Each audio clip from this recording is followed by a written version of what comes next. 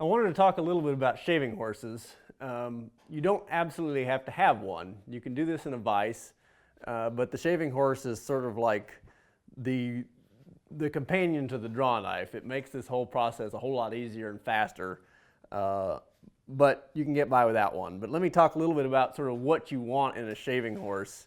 The way this thing works is it's a low angle wedge, wedging effect. So if you think about the angle between this head and this bed, or whatever you call it, riser, when you put your wood in there, you want this as low as possible, the head down as close to the piece of wood as you can get it, so you're getting this sort of low angle between the head and the piece of wood you're clamping. If you're clamping down here lower, you're getting less of that low angle wedge effect. You're getting a steeper wedge, and it's not going to grab as well. So having holes in the post, whatever this thing is called, leg of your shaving horse, so you can adjust that head is critical, and having them fairly close together is good, maybe even closer than this, so that you can adjust that up and down. So the other things you're looking for is you want this bed angle as low as possible. So level would be ideal, but that makes it kind of awkward to shave. So tilting this down maybe 6 or 7 degrees so that you have the piece of wood coming up at you, which makes the ergonomics of the thing easier, but not so steep that you're losing that low angle wedge effect. And then also the shorter this distance is between the pivot point of the leg and the actual gripping surface on the jaw, the greater the wedging effect. So this is actually not ideal. It'd be better to be grabbing back here a little bit. I'm actually wanting to remake all my horses here in the near future to a design that I like better, that a friend of mine came up with. But it works fine. But so those are the sort of 3 things you're looking for when you're designing your horse, and if any design that negates any of those, you're just losing mechanical advantage, which is the whole point of this thing. So it's also nice if you have a bed. I mean, for these parts that we're working on this table, it doesn't matter so much, but if you've got curved parts, having a bed that's short means that they'll fit in there better. So all those are things to think about. You want when you put a piece of wood in there, you want it basically aimed at your belly button, so that your forearms are more or less level, and that's where you get the most sort of ergonomic use of the thing. Up here, you're gonna it's harder to use it. So that's sort of what to think about with your horse. It doesn't need to be a real complicated thing. It's just a vise, basically. So then, draw knives can be used in a number of different ways. Let me put this back in here. And I use most of mine beveled down.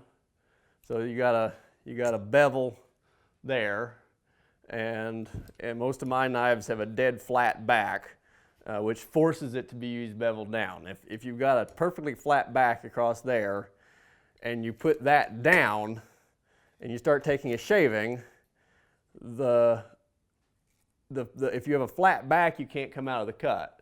You can't roll out of the cut. So the only thing you can do is jerk out of the cut, and you really have no control over that. So in order to use the thing bevel up, you have to have a slightly convex back. That can be just buffing the back. It's as simple as that. Will round it over enough that you can come out of the cut.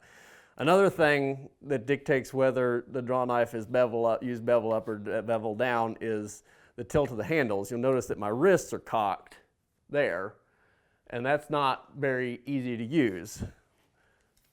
Here, my wrists are straight. So most draw knives, you can actually bend these handles until your wrists are straight. The handles are often soft right in there, and you can just put it in a vise and bend it cold. These old draw knives do that well, and so that'll give you a much easier use. You can see I've actually hollow ground this bank on a grinder to get it flat again. I just find it's easier to sharpen that way. You can get rid of the burr easier. It's basically just a big wide chisel with funky handles on it at that point. And it's sharpened exactly the same. So you always know where the burr is. It's easy to sharpen. And so there is a style of draw knife where the blade comes down, and then this actually has a bend in it that drops the handles down at this level, and actually this way. And so the bevel's up and the handles are down here. And that has to be used bevel up, or at least it's not as ergonomic to use it bevel down. So it sort of limits the use of it. When you're doing straight stuff, it really doesn't. Bevel up or bevel down use is fine, but when you're trying to do concave cuts like this, you can only do that bevel down. It will only fit in that curve bevel down. You can't get it to do that, which is, we don't have that so much on this table, but you start getting into chair seats or whatever, and that becomes an issue. So those are some of the things to think about when you're using a draw knife. The basic technique of it is you want to take long strokes.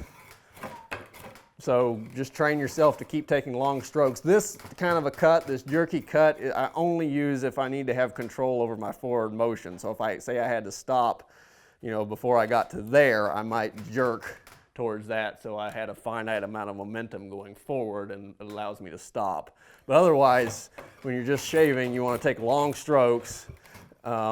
And skewing it's good. So skewing it means that you've rotated the thing along its length like that, and you're pulling straight towards you. And then also slicing is good. Slicing is pulling it left to right along the blade like you're cutting a tomato.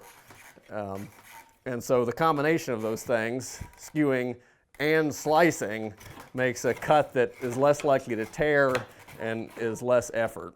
So that's a good thing to practice. So that's really the basics of what you need to know for shaving horse use.